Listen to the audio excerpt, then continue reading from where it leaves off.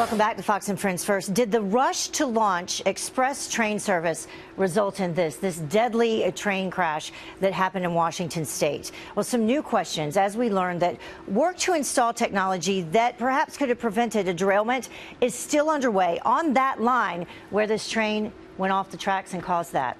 Well, Claudia Cowan live in DuPont, Washington with the breaking developments for us this morning. Good morning, Claudia. Good morning, Heather. As you mentioned, so many questions still in this ongoing investigation, but right now investigators with the National Transportation Safety Board are focusing on a number of things, including speed and the possibility that the engineer who was driving the train may have been distracted. They say the emergency brake was automatically engaged, that the engineer did not activate it manually. Now, this comes amid reports that the train was going 50 miles over the speed limit and that the engineer was not alone in the locomotive.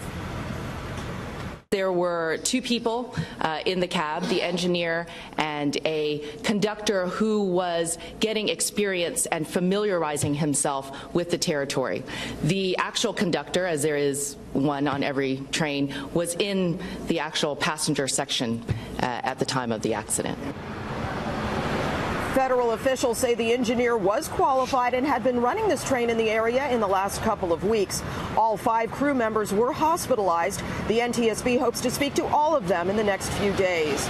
We're also learning more about 2 of the 3 people who were killed. Jim Hamray and Zach Wilhoit were longtime buddies and passionate advocates for passenger trains and public transportation.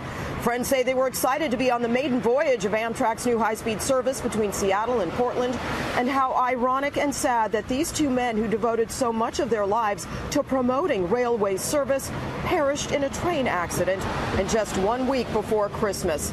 The mangled train cars that fell onto the freeway have been hauled off to a secure facility while they'll be further examined as part of the ongoing investigation. But busy Interstate 5 behind me remains closed while investigators finish their work here and make sure it's safe to reopen to traffic. Heather? Yeah, that's so sad, and right before, sad anytime, but also right before Christmas. Claudia, thank you so much. Our prayers with their families.